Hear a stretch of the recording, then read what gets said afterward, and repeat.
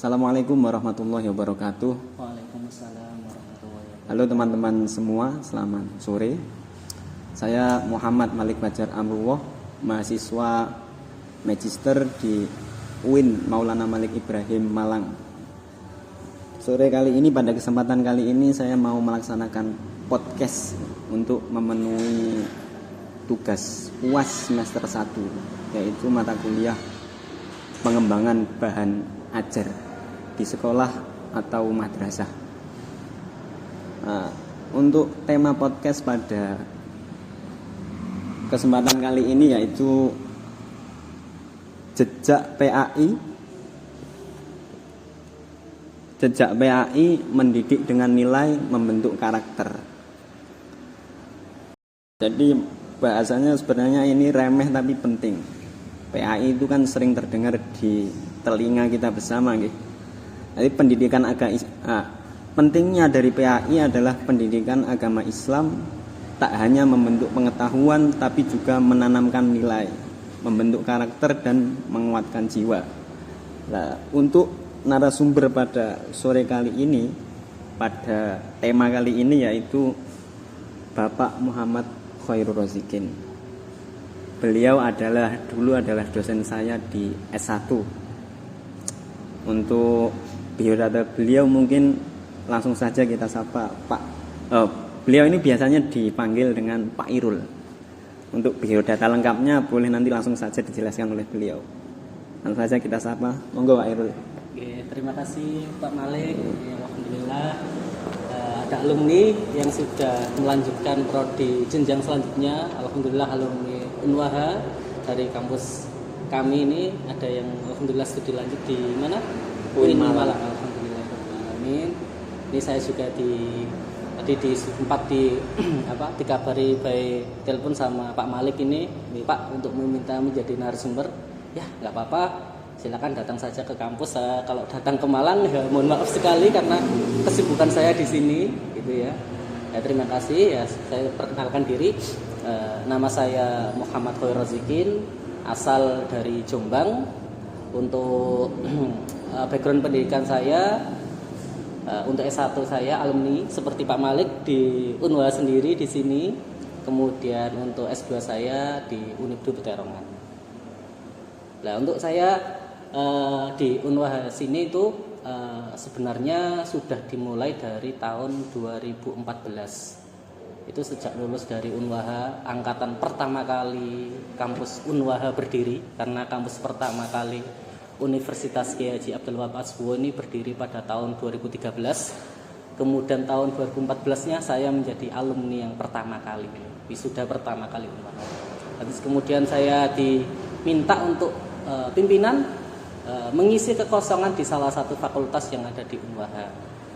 Jadi posisi saya di tahun 2014 sampai di 2018 itu sebagai tenaga kependidikan. Ini menjabat sebagai administrasi di Fakultas Agama Islam. Kemudian di 2018 alhamdulillah sudah lulus studi magister di Unibdu Jombang. Ya, alhamdulillah itu saja beberapa identitas saya. Untuk lanjut Pak Malik, monggo. Jadi gini Pak, di tengah dunia yang terus berubah, teknologi yang makin canggih, arus informasi yang begitu deras dengan nilai-nilai pendidikan yang terus bergeser, kita butuh satu hal yang tetap, yaitu pendidikan yang bermakna dan membumi.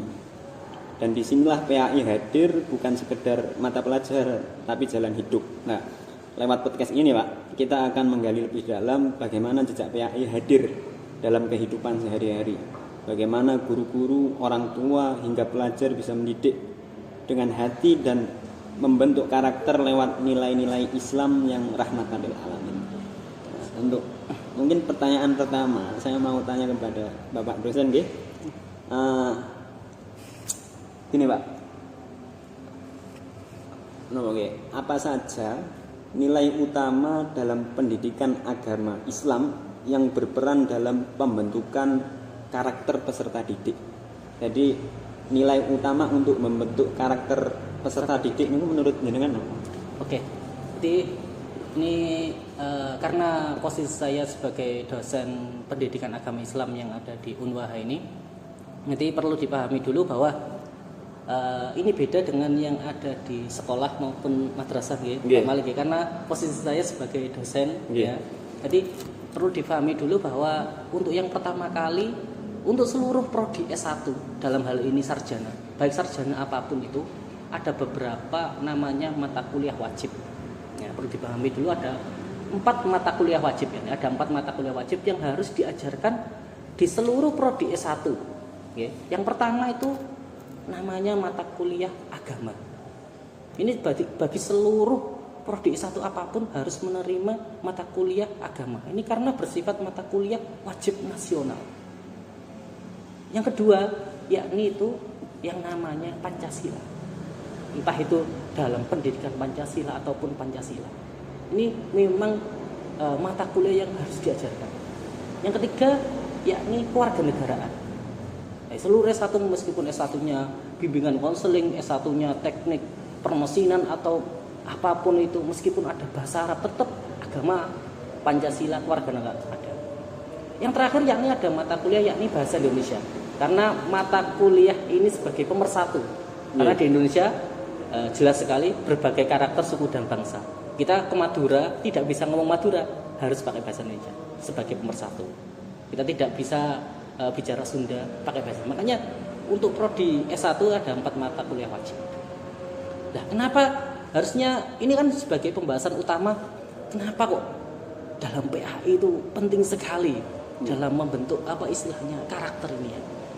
Jadi kalau di mahasiswa itu yang pertama jelas membentuk moral dan etika itu penting sekali dalam hal membantu para mahasiswa istilahnya apa ya, nilai-nilai moral dan etika yang baik ini, sehingga para individu dalam hal ini itu bisa berakhlak mulia. Makanya ditekankan di sini tuh bagaimana etikanya di sini. Etika dalam menghubungi dosen itu semuanya ada aturannya. Salam dulu kalau memang di kampus kita sudah ada aturan. Salam dulu. Assalamualaikum Bapak, Ibu dosen penganggu MK ini, saya mahasiswa atas nama ini dengan NIM ini dari prodi ini ingin mengajukan atau ingin bertanya mengenai tugas ini. Harus yang sopan seperti itu. Makanya berakhlak mulia, menjadikan individu yang berakhlak mulia. Makanya nilai utamanya bagaimana membentuk moral dan etika. Etika penting sekali, terutama masalah adab dan ini ya. Tetap ya kita harus tetap berilmu tadi ya, tetap ya. Makanya ada beberapa pepatah yang mengatakan adab di atas ilmu. Tapi di beberapa forum yang lain mungkin Gus Baha bilang bahwa ilmu itu di atas segala-galanya, ya kan. Tetap maksudnya kita kalau berilmu tetap otomatis kita akan beradab. Ya. Itu salah satu mengapa alasan pendidikan agama Islam ini penting dalam membentuk karakter para mahasiswa, mungkin para siswa juga. Yang kedua dalam hal bagaimana caranya seorang pengajar dalam hal ini itu meningkatkan spiritual kita. Jadi di mata pelajaran PAI, di mata pelajaran di Unwahas ini kan bermacam-macam, ada yang dari Fakultas Teknologi, mungkin basicnya yang teknologi ya, Pak Malik juga tahu. Ada yang bagusnya dari pertanian, ada yang basicnya dari ekonomi juga, entah itu manajemen, ada juga dari pendidikan. Nah semuanya itu memiliki istilahnya, harus punya istilahnya dalam hal peningkatan kesadaran spiritual. Jadi bagaimana cara memahami Tuhan, memahami bagaimana istilahnya kita dengan Tuhan. Makanya istilahnya di beberapa orang berpendapat bahwa bagaimana hubungan kita vertikal, hubungan kita horizontal seperti itu. Jadi sehingga istilahnya dalam hal ini sebagai seorang mahasiswa maupun seorang peserta didik itu menjadi individu yang lebih sadar, bertawakal dan bersyukur. Itu salah satu poin penting dalam hal mengapa pendidikan agama Islam sangat penting dalam membentuk karakter. Yang pertama tadi membentuk moral dan etika, yang kedua meningkatkan kesadaran spiritual, terus kemudian yang ketiga yakni bagaimana ini sesuai dengan pertanyaan ya, bagi pertanyaan itu karakter yang baik ini. Bagaimana istilahnya kita sebagai dosen harus bisa memahami nilai-nilai karakter yang baik itu. Bagaimana sikap jujur kita, disiplin, tanggung jawab itu mereka menjadi individu yang baik. dalam hal ini mungkin jujur bagaimana, dalam hal kejujuran mungkin dalam di kelas itu bagaimana jujurnya, kemudian kedisiplinannya ketika sudah ada kontrak perkuliahan ya harus disiplin. Dosennya datang 7:30, kita harus usahakan datang sebelum jam 7:30, jangan sampai telat. Hubungan kedisiplinan.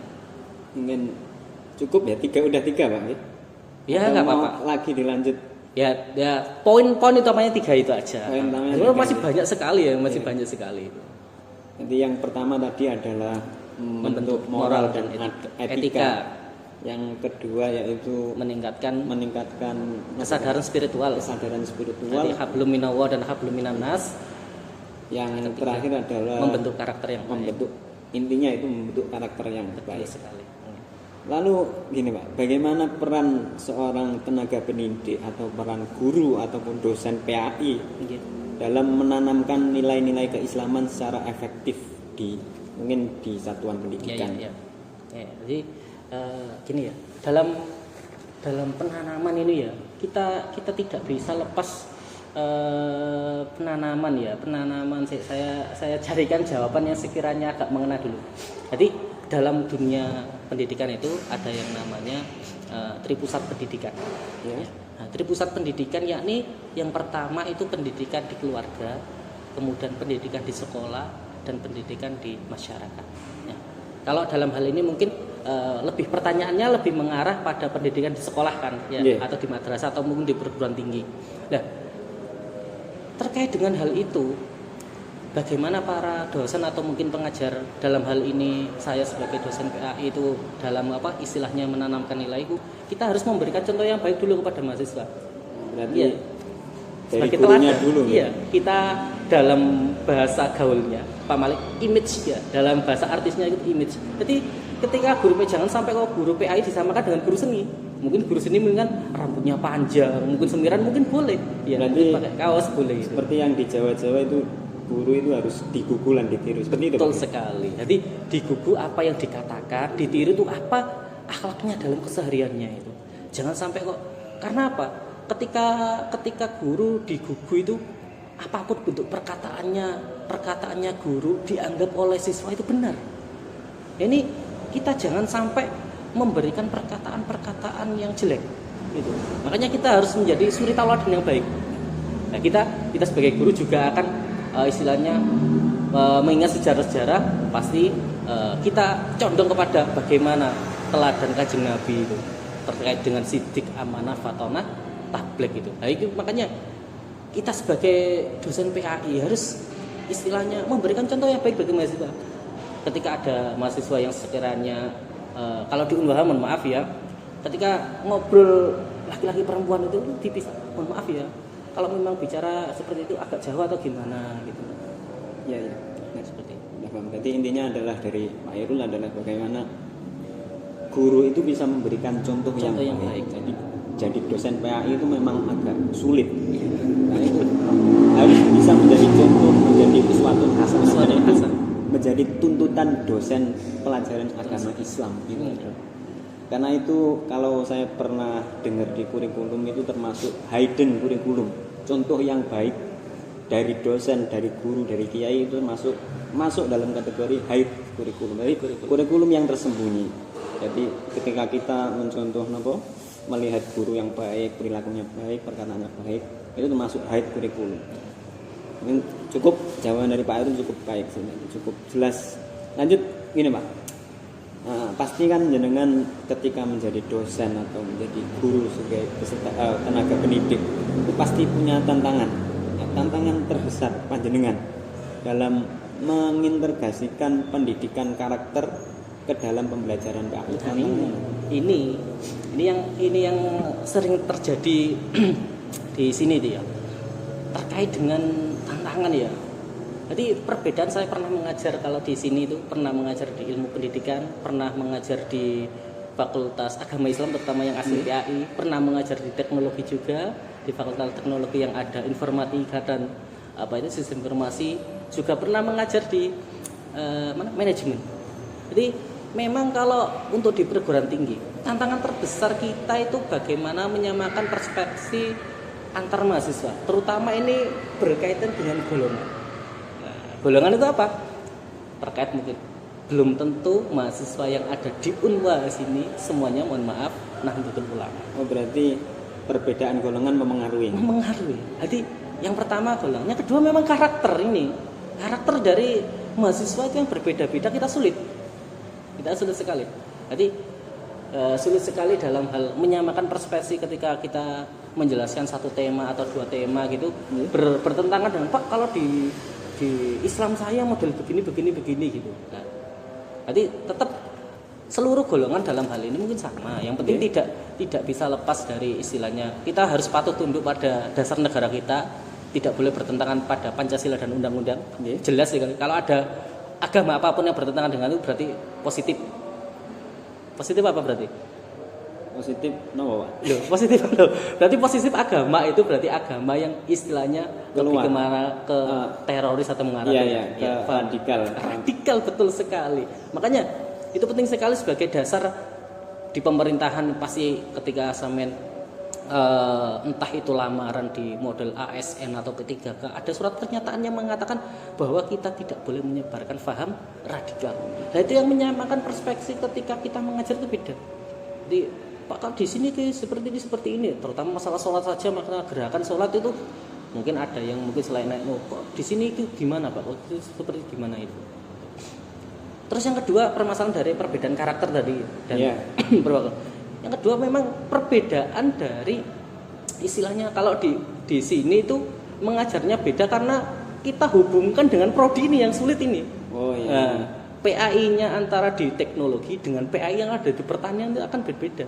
Itu salah satu tantangan saya. Sedangkan saya basicnya di sini asli dari PAI. Nah ini saya belum menguasai yang antara hubungan antara nanti PAI-nya ke pertanian itu gimana, integrasinya itu. Ya, integrasinya dengan mata kuliah yang ada di prodi itu. Tantangannya itu. Jadi saya kalau memang hanya mengajar di khusus yang mungkin sedikit linear seperti di ilmu pendidikan masih sama dengan pendidikan agama karena sama-sama guru nanti kan, ya kan, sama-sama guru.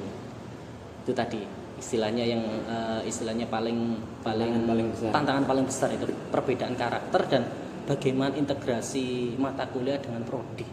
Kalau di sini seperti itu. Jadi yang menjadi tantangan dosen PAI khususnya Pak Heru di sini adalah satu perbedaan karakter, yang kedua adalah sulitnya mengintegrasikan antara PAI dengan prodi-prodi yang tersedia di sini. Karena memang ini termasuk visi atau tujuan ilmuwan zaman sekarang, ulama zaman sekarang, yaitu pengintegrasian antara sains dan Islam. Jadi bagaimana orang yang ahli teknologi paham dengan agama, bagaimana orang petani pun paham dengan agama. Betul sekali. Itu menjadi visi misi kita, PR kita ke depan.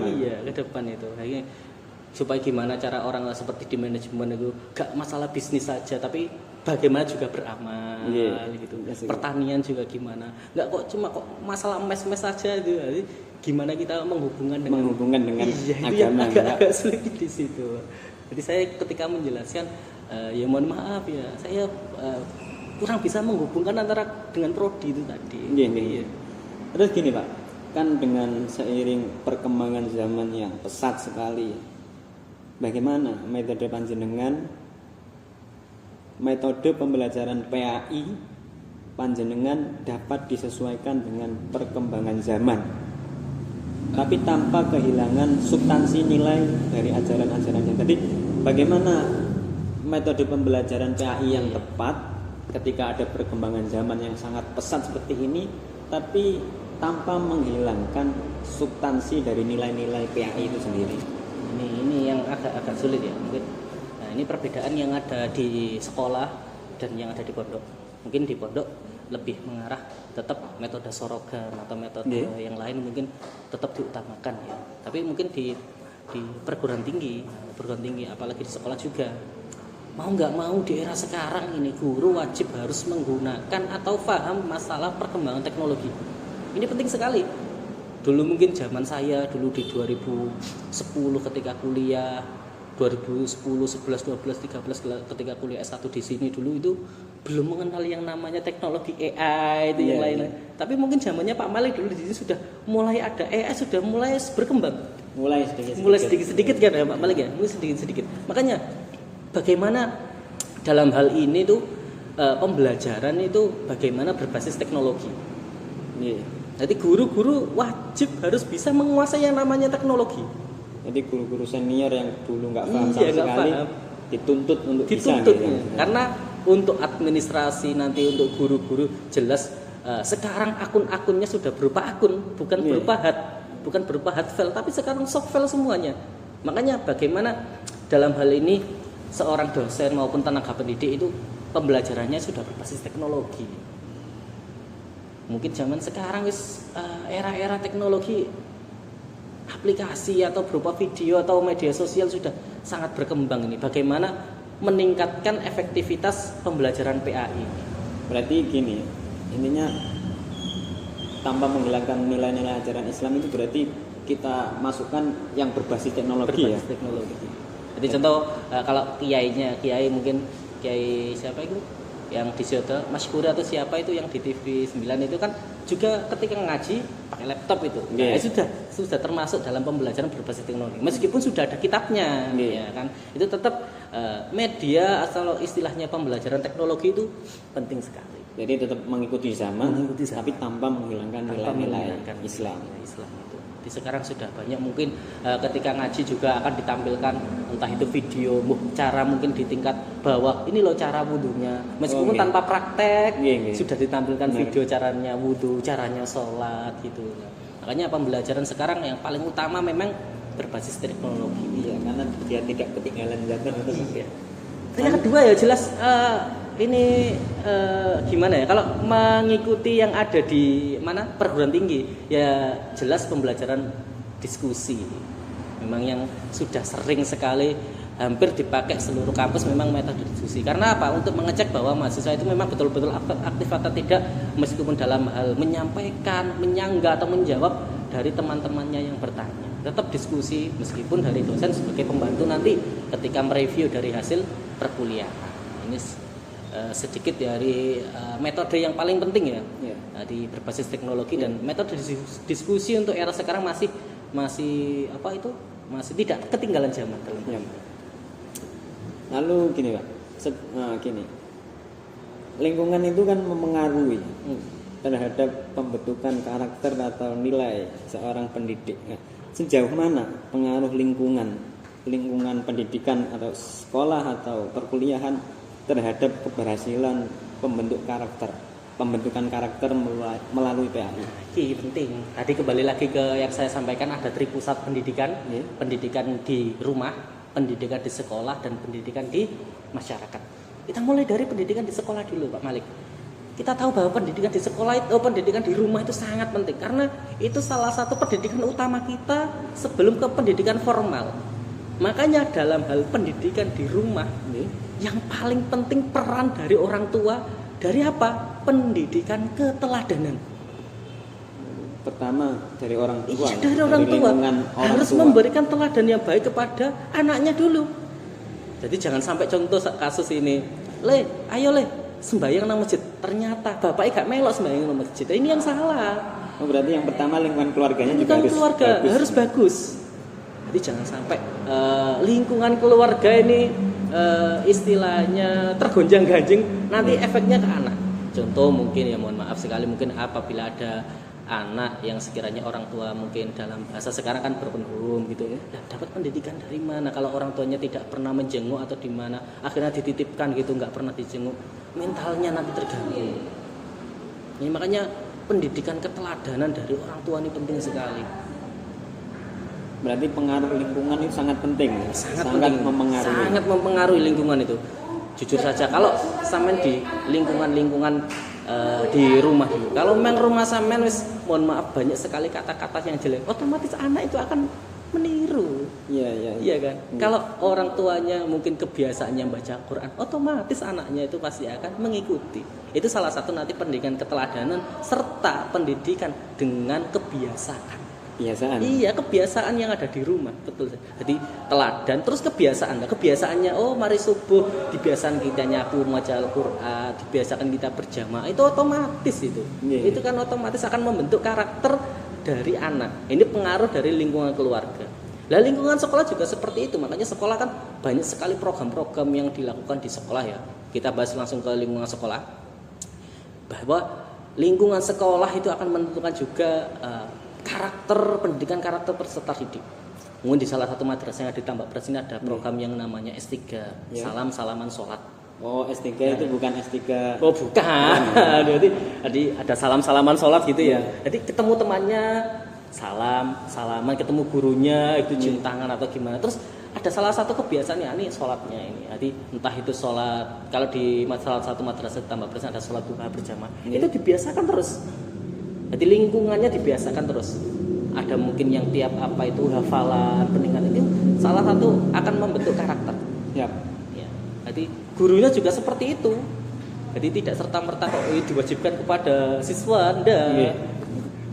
Nah, apalagi di masyarakat ini di masyarakat, karena kita sudah istilahnya nanti peserta didik sudah terjun ke masyarakat. Wah ini mungkin lingkungan masyarakat yang sekiranya mohon maaf sering minum-minum atau gimana yang sudah tidak kondusif, otomatis kita akan katut itu ya. Apa? Katut bahasa Indonesia ikut-ikutan. Nah, ikut-ikutan. Berarti intinya yaitu ternyata lingkungan itu sangat berpengaruh karakter seorang pelajar.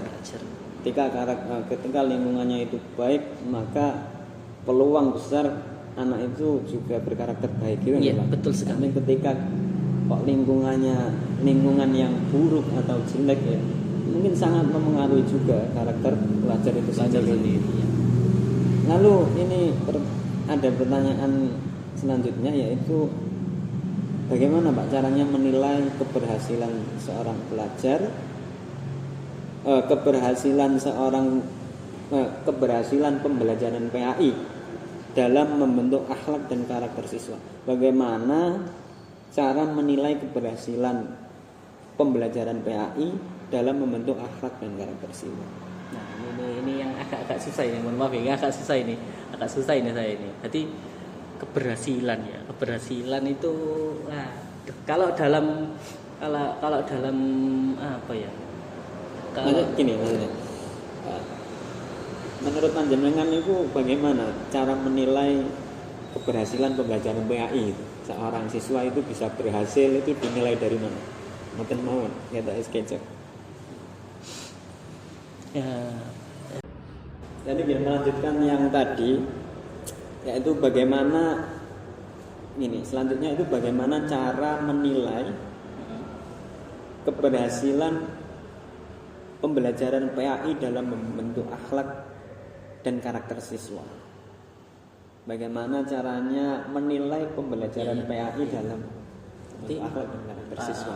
Saya bisa amati mungkin dari segi penampilan ya, kalau dalam hal ini observasi yang ada di salah satu fakultas ini kan memang dari kalau bahasanya di sini para mahasiswa sudah ditanamkan bahwa di sini itu sebenarnya istilahnya penanaman apa istilahnya kebiasaan yang di dua seperti tidak boleh gerombol yang satu apa istilah laki-laki perempuan itu saya amati sudah mulai berkurang di sini, karena itu sebagai teguran dari yayasan juga pernah kasus banyak sekali mahasiswa seperti itu, terutama yang kedua dari kebiasaan maaf saya sebut merokok itu sudah mulai jarang, yang ada di sini itu jarang ditemui. Jadi kita sudah mulai bersikap yang islami lah di sini tuh. Terutama kalau dalam hal ini berpakaian. Ini sudah ditekankan bahwa di UNRWA tidak boleh, terutama perempuan, memakai baju yang sangat ketat gitu. Kalau celana di sini boleh? Kalau untuk perempuan ya sebenarnya itu nggak boleh celana. Iya, nggak boleh celana. Karena memang di sini ya gimana ya, ada beberapa prodi yang sekiranya umum itu loh ya. Ya mungkin dari kebiasaan yang dulu yang ada di SMA-nya sedikit memaklumi. Tapi untuk yang memang yang sekiranya ketat itu langsung kita panggil atau tegur kan? Pertama ya tegur dulu. Kemudian langsung biasanya laporan ke Kaprodi gitu.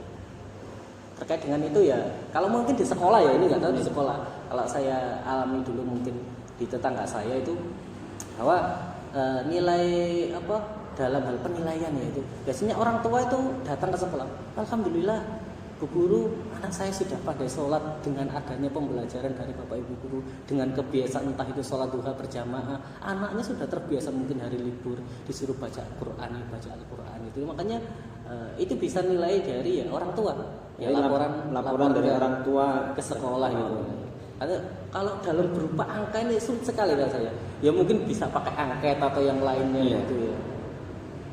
Iya, memang kalau PAI ini kita tidak berbicara tentang angka itu iya. Makanya kan membentuk karakter dan mendidik dengan nilai sesuai judulnya.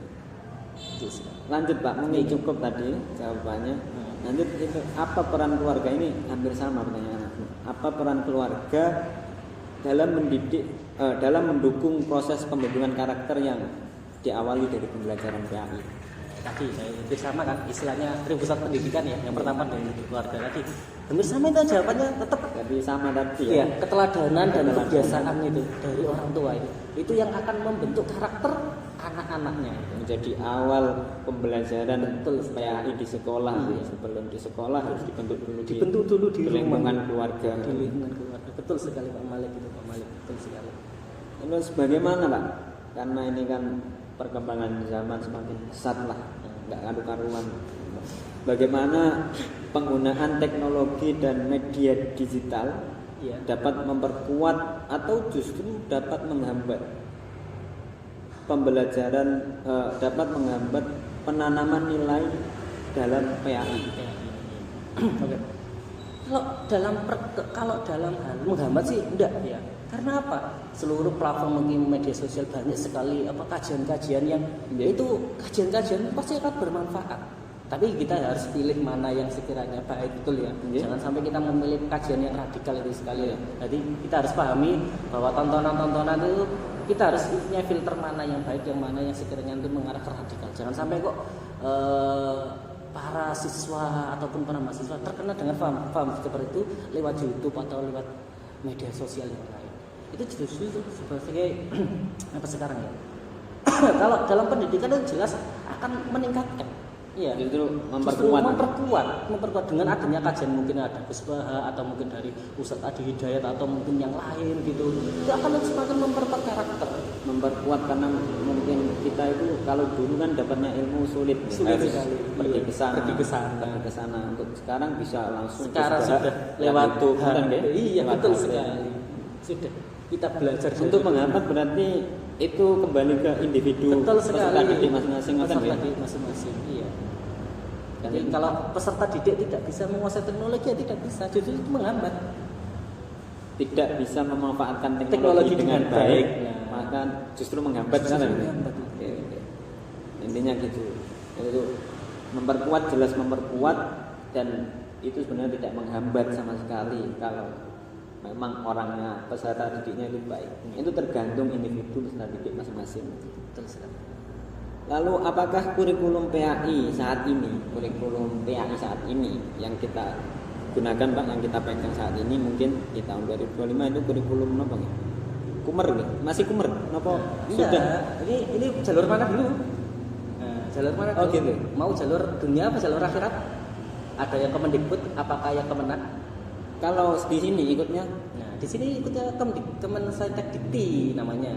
Ya. Oh, kurikulumnya apa nih? Kalau kurikulumnya Merdeka. Nah, apakah kurikulum PAI saat ini sudah cukup memfasilitasi pembentukan karakter yang sesuai dengan tantangan abad ke berapa ini? Ke-21 ya. Jadi bicara masalah kurikulum dulu ya. Ini saya kalau di perguruan tinggi juga kan akan menjelaskan beberapa kurikulum yang di sekolah ini sebagai intermezzo saja. Di sekolah itu kan kalau memang basisnya sekolah itu jalur Islam atau dalam hal ini ikut yang Kemenak seperti RA, MI, MTS, MA, itu seingat saya kurikulum yang dipakai kan KMA, kurikulum Menteri Agama. KMA 183 atau 184 saya lupa itu ya. Itu yang maksudnya KMA itu sama Kumer beda. Itu kurikulum yang dikeluarkan KMA pakainya. Dari yang MI, MTS, MA itu KMA 183, 184 atau 185. Saya lupa itu yang. Seingat saya pokoknya kurikulum Menteri Agama. Yeah. Nah, kalau PAI-nya ada di lingkup dalam Kemendikbud yang sekolah menengah dan pendidikan dasar dan pendidikan menengah itu kan yang sekarang lagi tren yang memang lagi dijalankan, ada beberapa kurikulum yang namanya kurikulum merdeka. Ada yang terbaru lagi, yakni kurikulum deep learning. Oh sekarang deep learning ya. Jadi pembelajarannya semakin apa itu Iya. mendalam gitu. Dalam sekarang. Nah, jadi kesiapan guru ya dalam hal ini ya menjadikan apa istilahnya ya, keterampilan dalam hal apa ya, pemahaman tentang kurikulum ini perlu sekali, karena kurikulum mohon maaf ya, ganti menteri ganti Iya. kurikulum. Contoh saja yang di perguruan tinggi dulu ya sudah ada yang namanya kurikulum merdeka, sekarang ganti lagi menterinya di perguruan tinggi namanya berdampak. Sekarang kurikulum berdampak. Namanya itu berdampak. Itu slogannya yang menteri sekarang berdampak. Tapi kalau kurikulumnya itu sekarang lebih mengarah ke outcome based learning. Outcome based OBE. Walaupun sebenarnya tujuan pergantian kurikulum itu kan sama, maksudnya untuk mengikuti tantangan zaman. Iya. Tapi kan sekarang yang terkenal ganti menteri ganti kurikulum. Iya. Jadi Lalu, kita iya. Apakah kurikulum itu sekarang yang dipakai sekarang itu cukup untuk memfasilitasi pembelajaran? Nah ini menurut yang jenengan cukup? belum ya belum, gimana ya? Nah, ini sulit sekali saya jawab karena pemahaman tentang istilahnya memahami tentang apa, terutama PAI, terutama Al-Quran hadis itu penting sekali ya. Jadi perlu istilahnya keterampilan pedagogis namanya ini. Oh ini belum cukup ya? Belum cukup. Menurut jenengan belum cukup. Tantangan dalam pemahaman istilahnya apa Al-Quran dan hadis ini perlu pembelajaran yang efektif sekali. Jadi nggak tahu ini gimana caranya merancang kurikulum yang baik ini gimana Untuk PAI. Untuk PAI Ya memang tantangan PAI itu kan sebenarnya tidak butuh hanya teori. Iya, betul. Ya, harus praktek seperti praktek. mungkin kurikulum PAI yang cocok itu adalah ya kurikulum pesantren. Iya, sebenarnya seperti itu pesantren. Kita terapkan di pesantren, kurikulum pesantren di lembaga itu. Lanjutnya tadi Pak, apa contohnya? Contoh konkret jejak atau dampak nyata dari pembelajaran PAI terhadap sikap dan perilaku siswa di kehidupan sehari-hari. Ya. Ini dampaknya ya mungkin saya lihat terkait dengan kejujuran mahasiswa itu. Kalau saya mengajar ya banyak sekali yang istilahnya tidak bolos. Itu kalau bolos memang saya ada aturannya yang memang betul-betul loh. Kalau sampean memang nggak masuk itu tolonglah izin lah. Memang betul-betul itu. Jangan sampai kok sampean kok nggak masuk, jangan sampai kok bilang sakit, tapi ternyata nggak sakit. Itu takutnya saya nanti sampean yang sakit betulan. Seperti itu.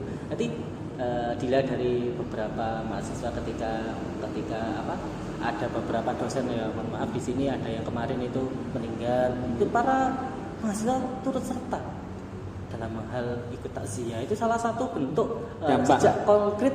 Jejak konkret jejak konkretnya PAI yang contoh nyata dari kita dalam hal pembelajaran PAI sudah langsung diterapkan. Ya banyak dosen yang ada beberapa dosen kemarin, satu dosen yang meninggal gitu, banyak yang takziah, ada dosen yang sakit itu, bahkan orang tua dosen yang sakit pun itu ya banyak yang datang. Nah contoh konkretnya yang selagi yang mungkin agak-agak yang di sini ya mungkin ya di sini itu dalam hal pemberian mungkin bingkisan ketika mau sidang atau wisuda, itu salah satu bentuknya contoh konkret saling tolong menolong dan saling membantu lah itu istilahnya. Itu bukti yang konkret. Konkretnya. Mungkin cukup bukti konkretnya atau masih panjang? Panjang tapi ya saya juga bingung. Sudah cukup berarti kesimpulan podcast atau bincang-bincang santainya pada sore hari ini yaitu PAI itu memang sangat penting, menjadi peran sentral PAI dalam perjalanan pendidikan bangsa. Sejak PAI tidak hanya tercermin dalam kurikulum atau buku teks, tapi juga dalam sikap dan perilaku peserta didik yang terbentuk dari proses pembelajaran yang bermakna, menyentuh aspek spiritual, emosional, dan sosial. Mendidik dengan nilai untuk teman-teman. Ini dari kesimpulan podcast dengan Pak Il sore ini. Inti dari PAI yang sesungguhnya itu ada pendidikan yang tidak hanya mengisi pikiran, tapi juga membentuk hati dan tindakan. Dalam konteks ini, PAI menjadikan kekuatan moral yang membimbing peserta didik agar mampu menjadi pribadi yang berkarakter mulia, mampu memberi kontribusi positif dalam masyarakat. Ngoten Pak nggih? Sekali. Ya, intinya dari hablum minallah dan hablum mungkin ada kata-kata mutiara atau penutup dari panjenengan? Tidak ada saya. Pak Malik saja ya. Mana nih? Mungkin cukup bincang-bincang tentang PAI, jejak PAI membentuk karakter dan mendidik dengan nilai, mungkin cukup dari kami. Terima kasih kepada narasumber Pak Muhammad Khairul Razikin atas waktunya. Karena ini sangat mengganggu, beliau itu sangat sibuk di sini. Karena kenapa Pak saat ini? Dosen saja atau? Ya ada tambahan tugas sebagai kepala administrasi nih loh ya. Jadi puyeng kepala ini. Saat ini kepala administrasi. Iya, kepala administrasi itu yang pegang seluruh administrasi terkait ya fakultas, admin semuanya saya. Mungkin cukup kita akhiri podcast pada sore hari ini. Semoga bermanfaat bagi semuanya, bagi yang mendengar semoga bermanfaat, bisa diambil hikmahnya. Terima kasih Pak Erun. Assalamualaikum warahmatullahi wabarakatuh. Waalaikumsalam.